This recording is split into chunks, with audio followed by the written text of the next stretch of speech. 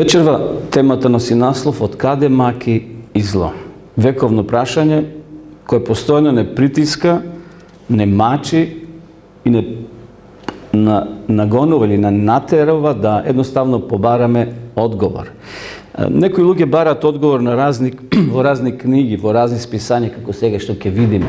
Значи, постои интерес за тие начални работи, некои одат кај разни вражари, бајачи, гатачи, мислејќи дека таму ќе најдат одговор на своите прашања. Се повеќе и повеќе се појавуваат вакви списанија, како овде кај нас го има на српското списание Трето око, или како што се во Германија Фокус, кај што се обработуваат тие подрачи или тие проблеми, она што е нешто надприродно, нешто што е надвор од сферите на нас како луѓе. Знаете, луѓето веруваат и во НЛО. Се слушнали за тој израз. Значи, наводно некои вонземјани не посетиле од другите планети, дошле на оваа земја со намера и со побуди да ни помогнат. Дали навистина постојат такви суштества кои може да ги контактираме, со кои може да разговараме и кои може да ни помогнат? Значи, се повеќе и повеќе вакви списања и книги се во оптек и луѓето веруваат зошто тоа постои. Дали навистина тие луѓе или тие вонземјани ќе ни дојдат и ќе ни донесат просперитет. На интернет, на телевизија ќе најдете вакви слики, наводно се појавило НЛО таму негде над Америка, над Алјаска или во Австралија или над Европа, но се уште немат чврсти докази дека навистина не посетиле некои вонземјани од другите планети. Ние вечерва ќе се позабавиме со тој проблем, со тие работи што не притискат секојдневно во нашиот живот. Дали навистина постојат луѓе од други планети кои треба да дојдат, да не спасат и да ни донесат можеби просперитет и улеснување од сите маки во кои се наоѓаме, или пак предизвикуваат кај нас страв, неизвестност и така натаму. Интересно, во последно време се повеќе и повеќе се снимаат серии на филмови кај што се обработуваат тие проблеми или тоа подраче. Не знам дали сте слушнали за оваа серија Акти Икс. Таму ФБИ двајца, значи, кои тоа го истражуваат за тие парапсихички или работи што се надвор од фокусот на нашиот свет. Значи, се работи за агенти кои се занимаваат со така наречените X-актими. Таму се случуваат секакви случаи. Наводно од небото, од другите планети не посетиле и тие ги истражуваат, испитуваат и доаѓаат до некои своји заклучоци.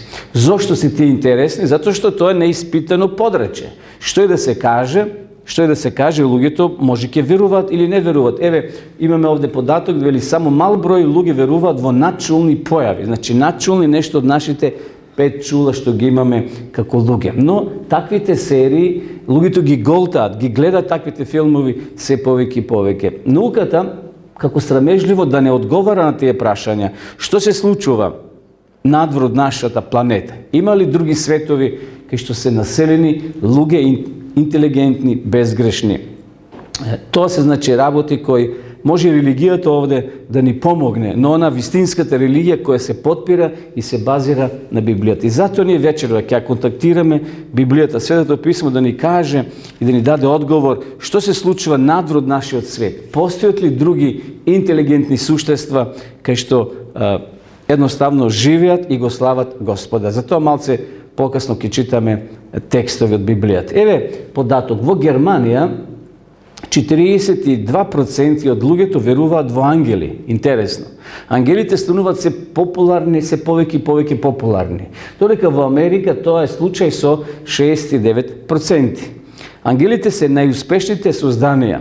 Бизнис. Знаете, ако одите да купувате сувенири, ќе најдете разни врсти ангели кои луѓето ги изработуваат и ги продават. Бидејќи и во јудеизмот ќе ги сретнете ангелите, во исламот, во христијанството и во New Age. Секаде ангелите може да ги најдете. Снимени се разни филмови за посета на тие небесни суштества на ова наша планета.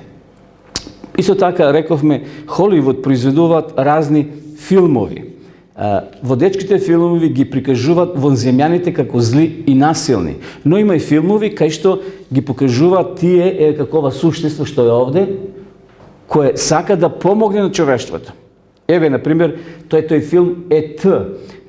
Умилјати, мили создание со сила на исцелување, слика за Христа. Гледате, го имитират некако непосредно Исуса Христа. Војна над звездите, тоа се повеќе филмови кои постојат и може да се погледат. Значи, се повеќе и повеќе се обработува тоа подрачје, што е интересно за луѓето. Ево ова слика ќе не однесе во Аречибо, обсерваторија во Порто Рико, Централна Флорида. Ако одете на интернет и го напишете тоа име, Арчибо, ќе најдете многу слики, тоа е легална институција, значи тоа е место кај што се испитуваат многу интересни работи во Вселената. Значи, програма потрага по вонземјани. Еве јас што извлеков од интернет, вели, тоа е објект на Национална фондација за наука, која работи под договор за соработка од страна на Универзитетот во Централна Флорида. Тоа е независна федерална агенција, создадена од страна на Конгресот во 1950 година за промовирање на прогресот во науката, за унапредување на националното здравје, просперитет и благосостојба, за обезбедување на национална одбрана. И еве сега еден цитат кој го извлеков од нивната веб страница, што пишува. Овој джиновски телескоп, значи тие располагаат со еден джиновски телескоп. Пред малце рековме 305 метри пречник. Замислите каква е таа огромен телескоп. Вели, ја разгледа нашата атмосфера од неколку километри до 1000 километри, каде што непречено се поврзува со меѓупланетарниот простор. Со својата радарска визија ги проучува својствата на планетите, значи тој радар се вигнува длабоко горе во Вселената, во космосот. Ги проучува својствата на планетите, кометите и астероидите.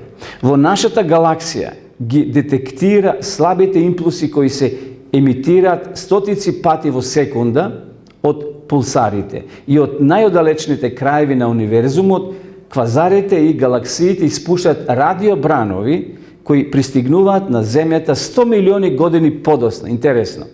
Како сигнали толку слаби што може да бидат откривени само со огромно око како ова. Значи, како тој огромен радар или телескоп што го имат овие во Порто Рико. Интересно, зошто е тоа многу занимливо кај луѓето, сака да продрат, да видат што се крие зад пердето, зад завесет. Ајде ние да видиме вечерва, почитувани, што Библијата учи за тој свет. Од каде маките доаѓаат нова планета? Од каде болестите? Зошто страдаме и на крајот умираме? Дали некој ги тие лансира од небото кон земјата или пак тоа е последица на нешто што се случило во минатото?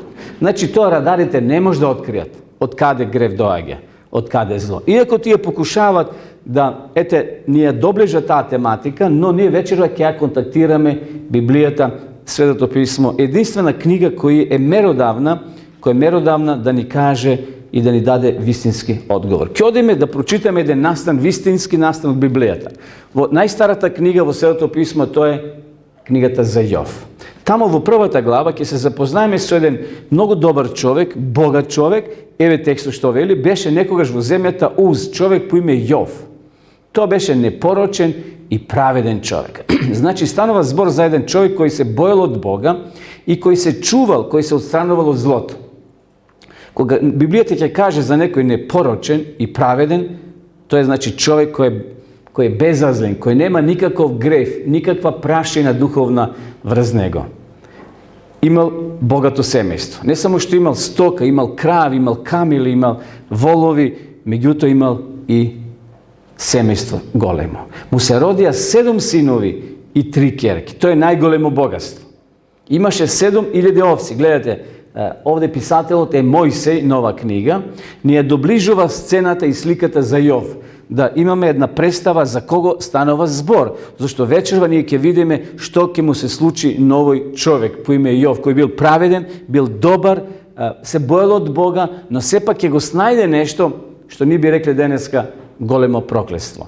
3000 овци, 7000 овци, пардон. Не знам дали има Македонија толку овци.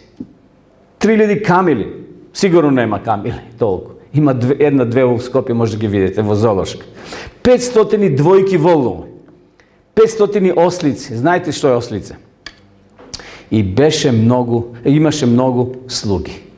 Тој беше човек најугледен меѓу жителите на исток. Значи, побожен, чесен и со висок морален квалитет, дигнитет. Сите го посакувале, сите го поздравувале, зашто бил имуќен, богат, им помагал на сиромасите. Кај него, ако тропнел некој, никој не го враќал со празни раци. Значи, деловен човек, што би рекли денеска со модерни зборови, среќно семејство, угледен во општеството, негувале жива зеница или врска со Бога. Денеска во овој град во кој ние живееме има многу богати луѓе. Може имати среќно семејство, може помагат во општеството, но на жалост малку се тие кои негуваат жива врска со Бога. Дали сме богати или сиромашни, почитувани, ние треба да имаме жива врска со Бога, заедница со Бога. Јов тоа го правил. И навистина, тој бил среќен како ова слика што ја гледаме, едноставно уживал со своите деца. Но сега писателот ни дава една друга слика, го опиша, значи, Јов каков е, богат, со среќно семејство, но оди паралелно дека горе на небото нешто се случува. Некој заседание, некој договор. Еден ден дојдоа Божите синови да застанат пред Бога, а меѓу нив пристапи и сатаната. Кои се тие Божи синови? Сите Божи деца кои се родени се Божи синови. Според Јован 1 глава, кај што вели, они кои го примија Христа стана синови Божи. Но овде станува збор буквално за представници Божи, односно представници на своите земји, планети кај што живееле тие луѓе. Меѓу нив вели пристапи сатаната. Каде живел сатаната кога овој состанок бил горе на небото? Бил на ова земја, така? Веќе ја окупирал нашата планета, подоцна ќе имаме разговор, ќе читаме меѓу Бога и сатаната. Тој веќе успел преку Адам и Ева да стане собственик на оваа планета. Значи, Бог закажал состанок горе на небото и ги повикал сите представници на сите планети. Тоа се негови синови. И дошол сатаната, зашто и тој син Божи, и тој е создаден ангел, еден од најсилните ангел, како што рековме, неле, Луцифер.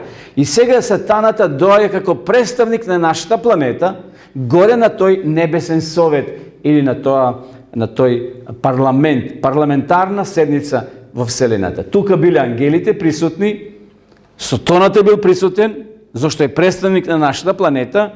Тука е Бог, тука е Исус Христос, Светиот Дух, Тројството секако биле таму и заседавале на тој парламентарен состанок или седница горе во Вселената. Меѓу нив дошол овде и Луцифер, односно сатаната, како представник на нашата планета. И тогаш, еве што се случува. Господ го прашува сатаната. Господ ги прашал сите представници на разни планети и на крајот дошол ред да го праша и сатаната. Од каде доаѓаш? А сатаната му вели, Господе, еве поминав низ земјата и ја обиколив. Одговори тој. Значи, тој како господар, знаете, како човек кој има сега плантажа со овошки и доаѓа си ја гледа плантажата и ја обиколува. Сите 4 страни, како се овошките, како напредуваат. Сатаната ја обиколува. И ово што еден доказ дека земјата тркалезна, вели ја обиколив. И ја гледа. А Господ го прашува, дали го забележа мојот слуга Јов? Таму доле на планетата, Бог му вели, никој не му е рамен на земјата, тој е непорочен, како што читавме 1 глава, првите стихови. Да, сатаната вели, го знам, па 100 пати го гледам на ден. Сатаната изјавува, земјата ми припаѓа мене, со други зборови, а Бог му вели, ти си ја присвоил собственоста на земјата, но не се сите на твоја страна. И Бог вели како Јов. Јов е сепак на моја страна. Колку да си ти силен, колку да си ги прелажал Ева и Адам и останатите после нив, сепак има луѓе кои останале верни. Бог разговара лице со лице, во 4 очи со сатаната. А сатаната му одговори на Господа, зар Јов се бои напразно од Бога? Зар не ги загради неговиот дом и сиот негов имот? Го благослови делото на неговите раце, имотот му се умножи на земјата. ама испружија еднаш раката и допри се во се што има, ќе те проколне во лице. Сатаната сака да му каже на Бога дека Јов му служи од што? Од корист. Дека Јов не е таков како што се представува. Сатаната, почитувани, го оптужува Бога, односно Јов дека му служи од корист. И денеска Сатаната е наш оптужител, обвинител. Тој не обвинува пред Бога дека ние сме грешници, ако погрешиме и вели, за тој нема кајне, за тој нема спасение. Но Исус вели, чекај, тој погрешил, но се покајал. Мојата крв, мојата правда ќе го спаси. Човекот го сака Бога само толку долго додека Бог му дава благослови, му вели Сатаната на Бога. Без среќа човекот нема никаква врска со Бога. Всушност тие оптужби биле празни, напразно. И сега Господ да се покаже дека е Бог на милоста, на љубов и дека Јов му служи од љубов, а не од корист, еве го текстот што Господ му вели сега на Сатаната.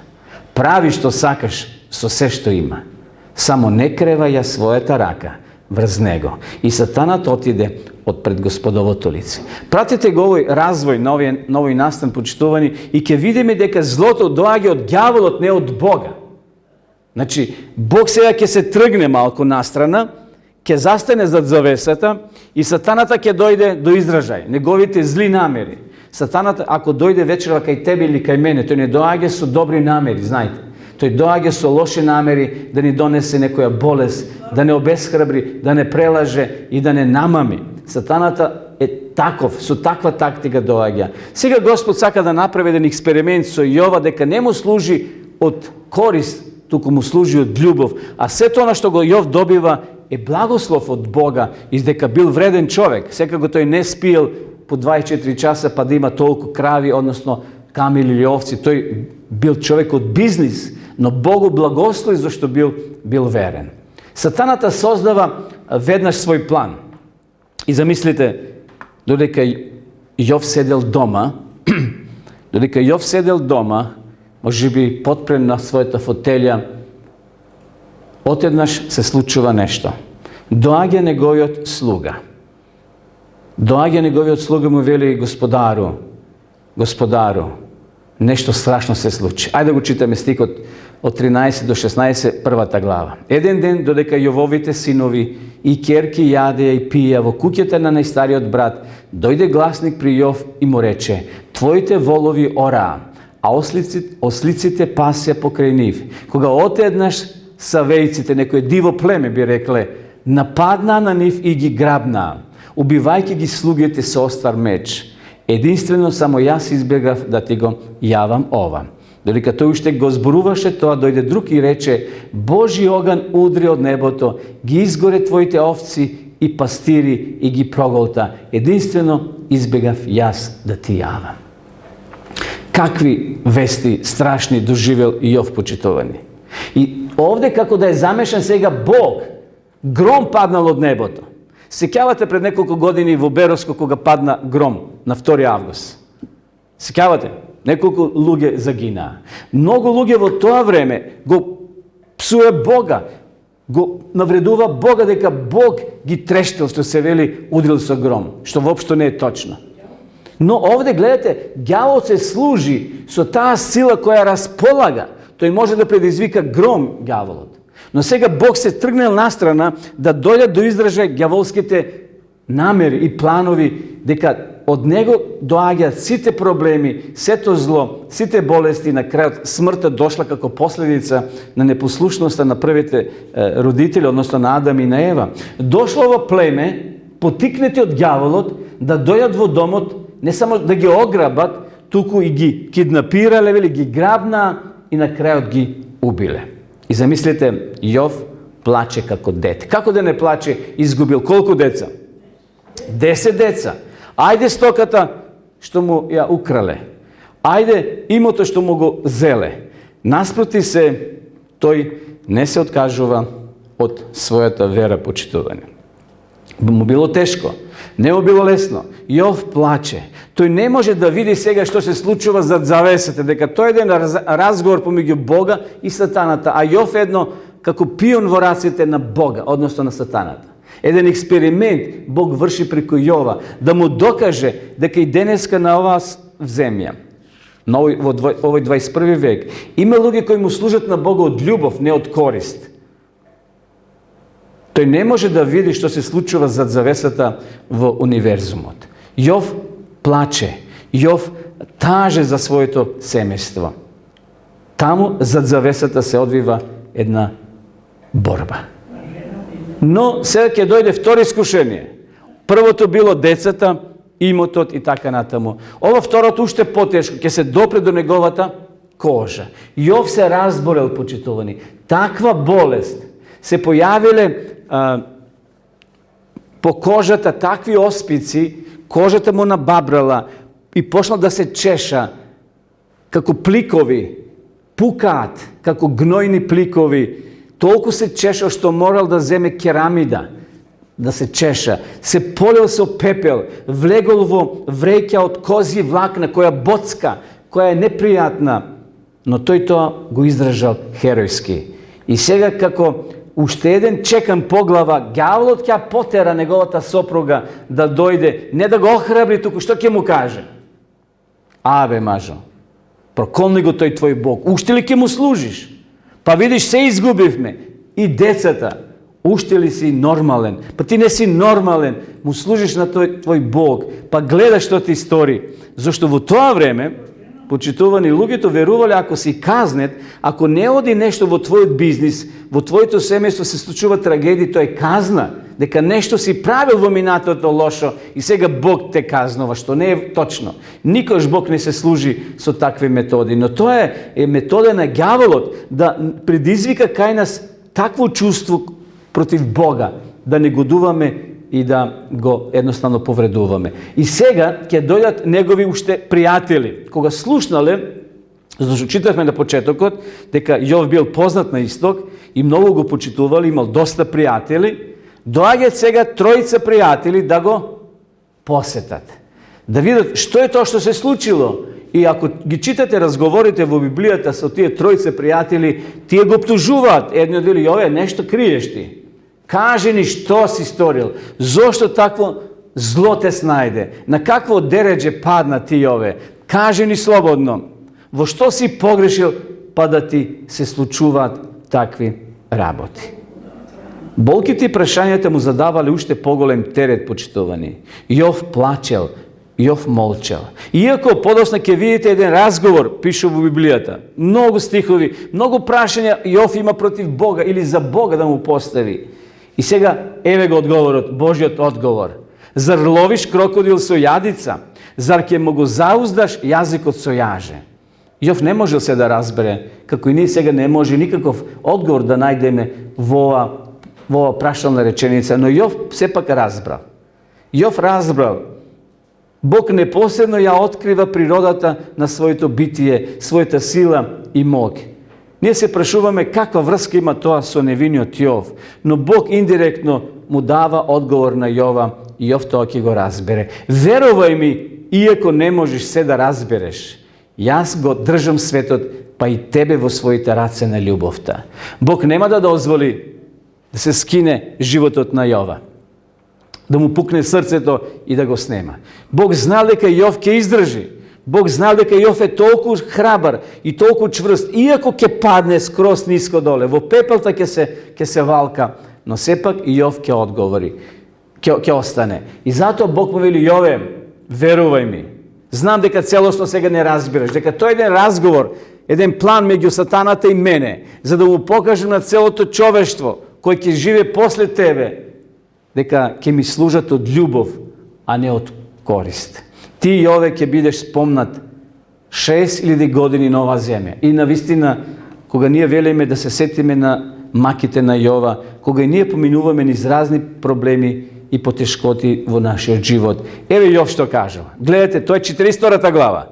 Последната глава, веќе при крајот на неговиот живот, Бог ќе му го врати сето богатство. Ќе има исто така деца, така ќе добие повторно благослов. Досега Јов ќе кажете познава само по слушање, но сега моите очи те видоа. И на Јова му било потребно ова искуство, браќи и сестри. Може И нам понекогаш ни е битно и важно да доживееме такво слично искуство.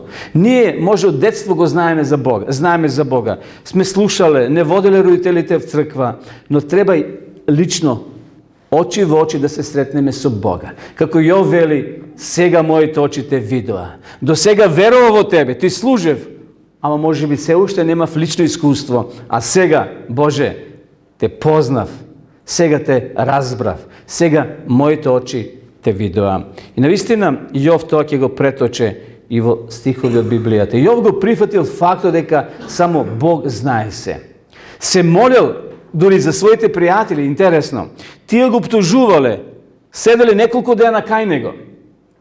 Наместо да го охрабрат, да му кажат, Јове, издржи, Бог има некој план. А тие го клюкаат, тие го ударат со зборови, кажувајќи дека Јове, ти си виновен, нешто криеш. Бог им оставил голем впечаток и им подарил нов живот, секако и на тие луѓе кои се осведочили дека Јов издржал до крај. Што сака да ни каже ова стара приказна, браќи и сестри? Приказната за Јов. Постои надприродна борба помеѓу доброто и злото, помеѓу Бога и злото. И денеска таа борба се води, само што ние не може да ја видиме. Денеска постои борба за човечкиот ум. Кој ќе управува со твојот и со мојот ум? Дали ќе му дозволиме на Бога или на непријателот? Најголем број помеѓу нас тоа не го сваќаат озбилно. Кога ние велиме, односно кога Библијата вели дека постои ѓавол, многу луѓе одмавнуваат со рака, но постои ѓавол. Секако некако што го опишуваат уметниците со рогови, со опашки, со некое страшило, па тој е еден од најубавите ангели, Луцифер, односно сатаната. Тој е еден од најинтелигентните, најсилните и тој располага доста од таа сила која има. Сега е ограничен на оваа планета, тој не може веќе да посетува горе, на тие небесни совети, да оди во тој небесен парламент, како што можел да оди. Теолозите се служува дека тоа било до Христовото распнување. До Христа, тогаш сатаната можел да оди горе како представник, сега е веќе ограничен овде. Сега тој си ги одбројува часовите, знае дека времето му се ближи. Дури и добрите луѓе можат да сметат со тоа дека се вклучени во таа борба. Значи сатаната ќе покуша, ќе те оптужи тебе и мене дека му служиме на Бога од некоја корист, а Бог ќе рече, еве ти го, нападни го со разни болести, со разни проблеми и ќе видиш дека таа личност ќе остане верна до крајот.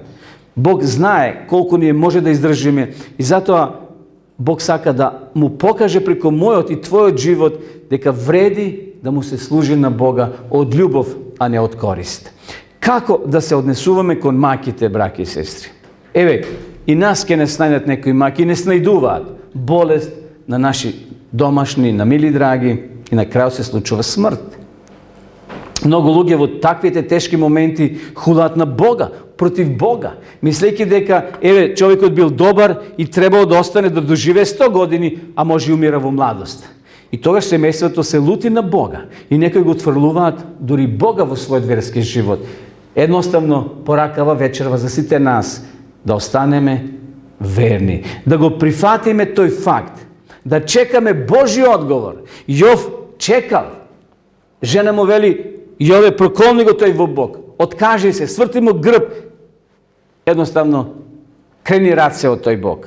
Меѓутоа, Јов вели, жено, зборуваш како што?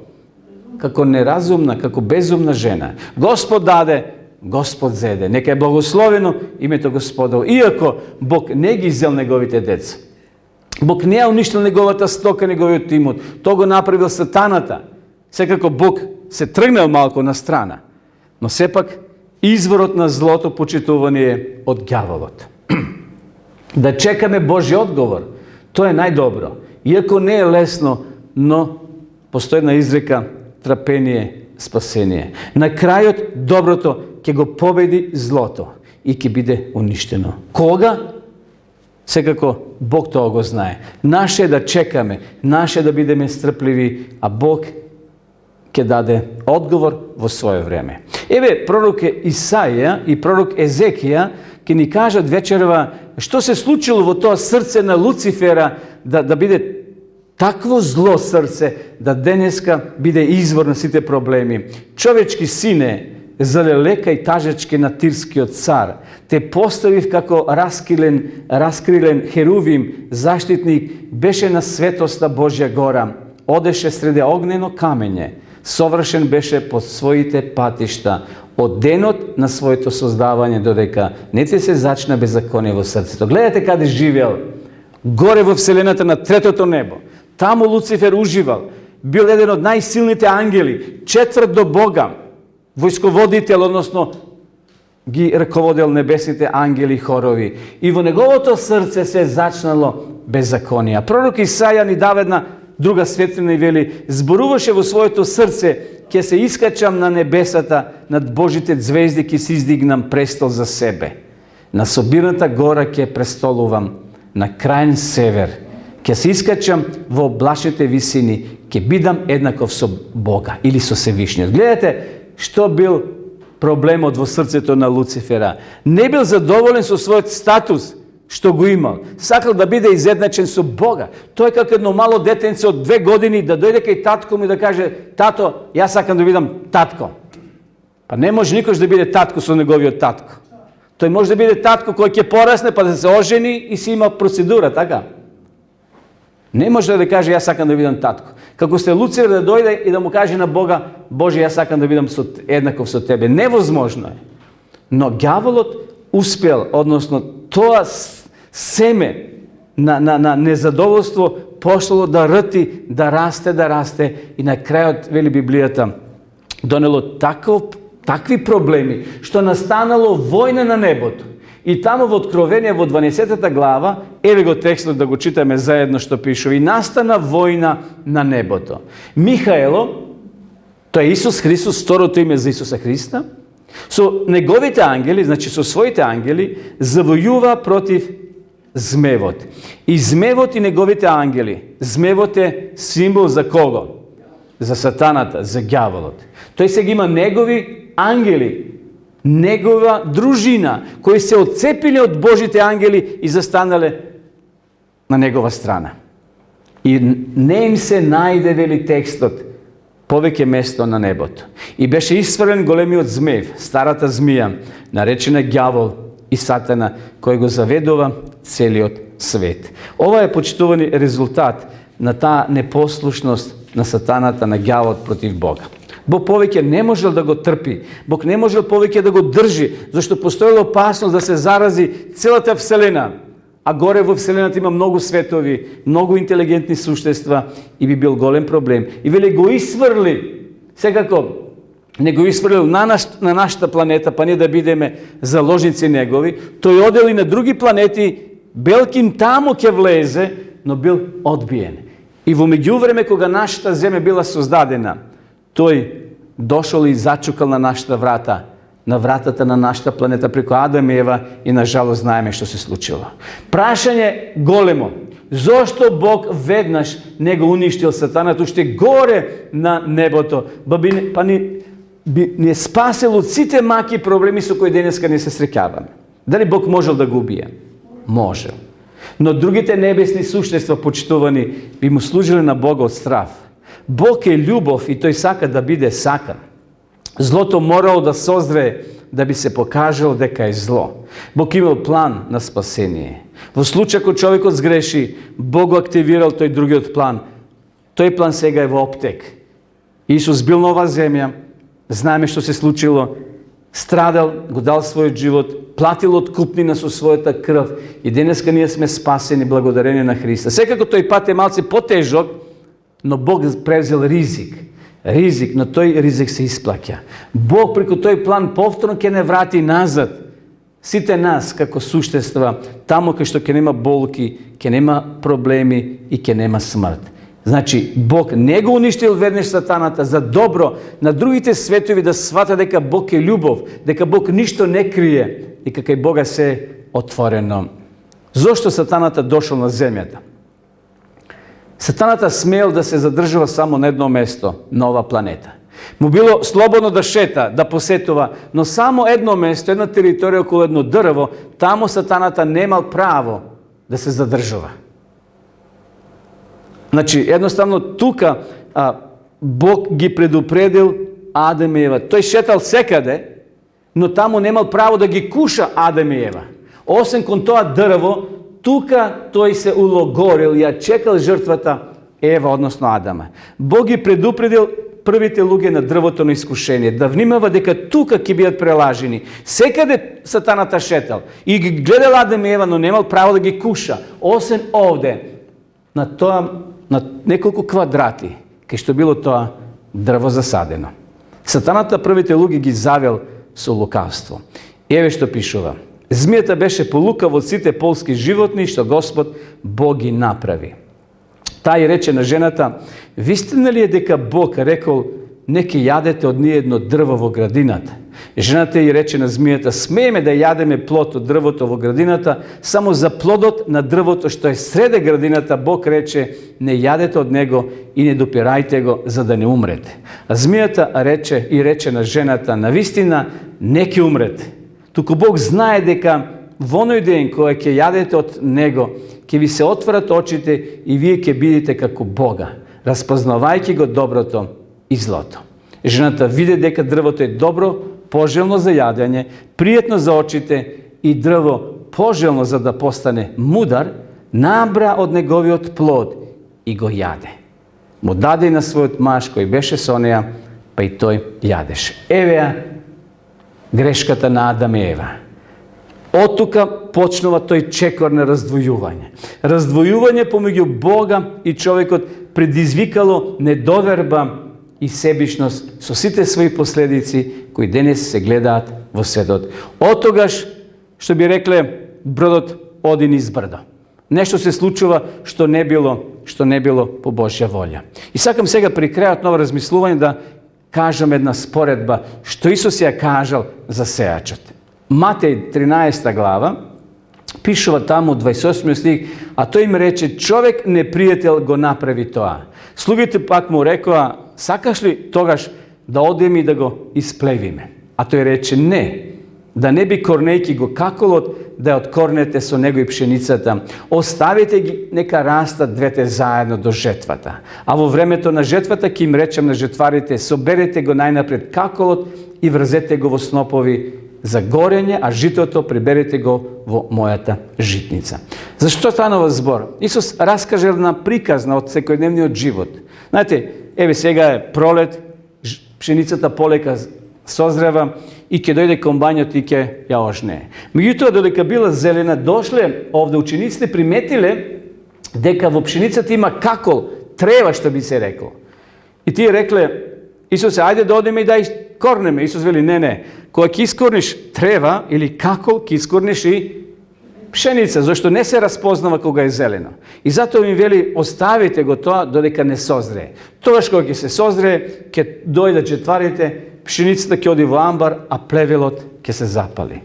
Но овде вели Исус на почетокот, човек непријател го направи тоа.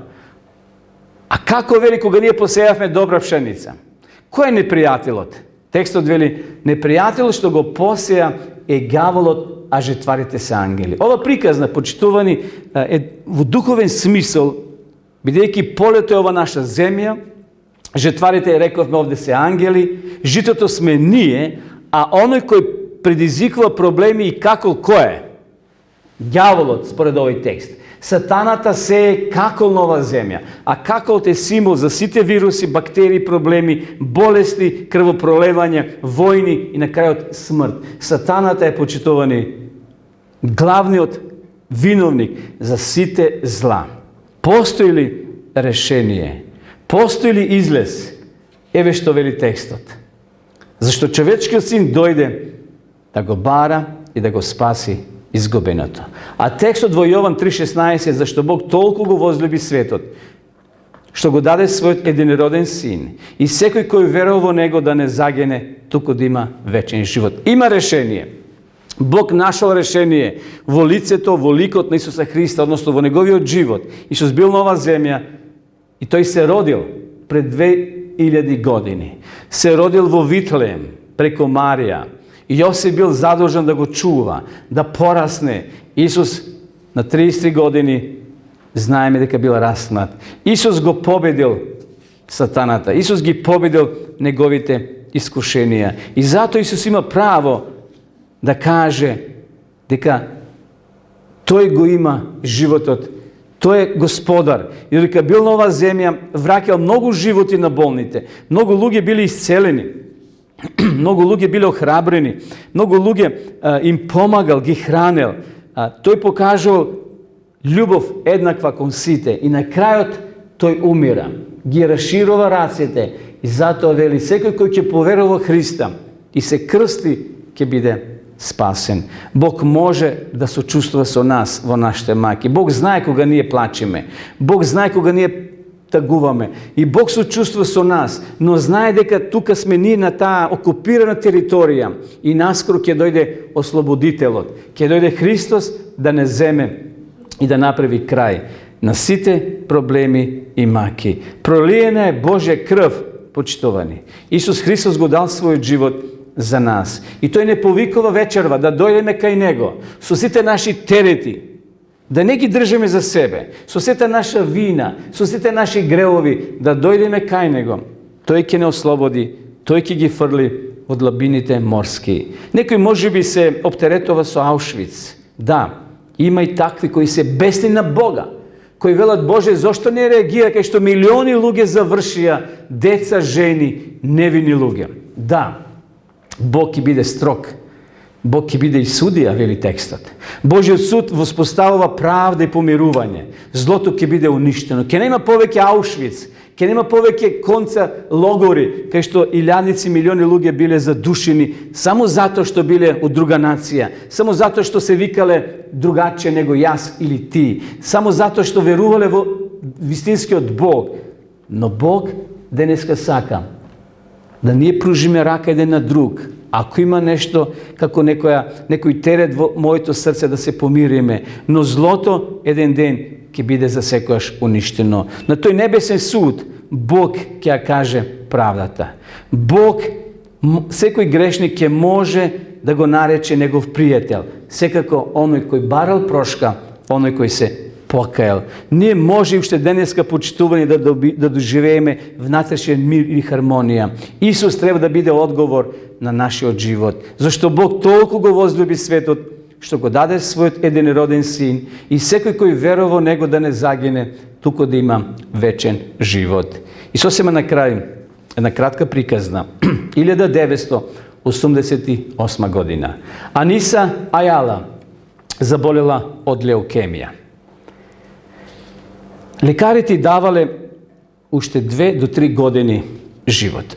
Единствена шанса за да преживее била да се изврши трансплантација на коштена срж. Меѓутоа, за да се пронајде донатор, знаете кој процент постоел? Шанса да се најде некој друг за да има слично коштена срж како таа, 1:1.000.000 луѓе. Значи, од 1.000.000 луѓе требало се бара едно лице кој одговара према ова дете, ова девојка. Пријателите се прашувале. Ги прашувале родителите, што мисле да сторите? Лекарите ви даваат уште 2-3 години на живот. Некои најблиски пријатели им рекле, што мислите да родите второ дете? Значи, родителите били релативно млади, но постоела опасност, постоел голем ризик. Тие веќе биле не така млади, влегувале во старост, но се уште не било доцна да имат второ дете. Од здравствени причини, мажот бил тешко болен, но сепак одлучили да имаат второ дете. Таа забременила и уште додека детето било неродено, во утробата на својата мајка бил направен тест. Тестот бил успешен. Значи, може да одговара, да може операцијата да биде успешна. Во меѓувреме, Аниса била се послаба и послаба. Значи, болеста напредувала.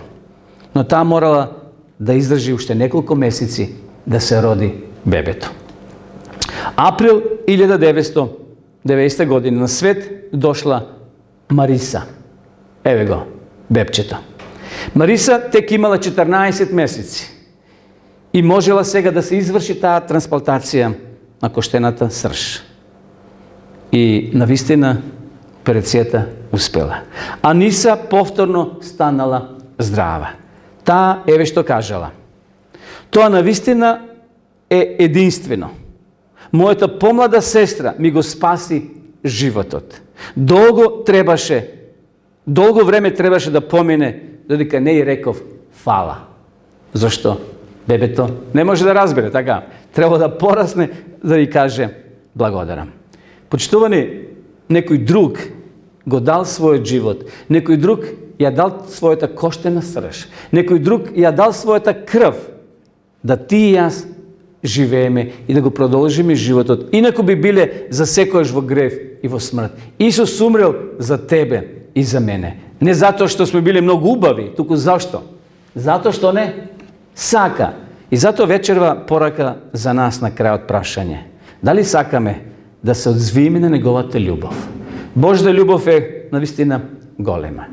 Тој ќе дојде наскоро и ќе направи на сите маки крај, на сите проблеми, на сите зверства, на сите концентративни логори, сите Аушвици кои постоеле, на сите гробишта ќе бидат разорени и ќе нема повеќе човек кој ќе леже во својата смртна постела, ќе бидат земени, вели Библијата, ќе бидат грабнати. Постои надеж, почитувани, но затоа ние сме вечера на потек. Дали ќе му веруваме на Бога? Дали ќе му веруваме на Исус Христос и на неговото ветување, дека тој ќе дојде наскоро и ќе не земе да бидеме за секој со него. Исус ќе дојде наскоро. Тој вечерва од нас очекува да го примеме во своето срце. Дали ќе го примеме или не, зависи од нас. Господ нека ни помогне да нашата одлука биде: Господе, влези во моето срце. Господе, води го мојот живот и помогни ми еден ден да бидам со тебе во вечноста. Амин.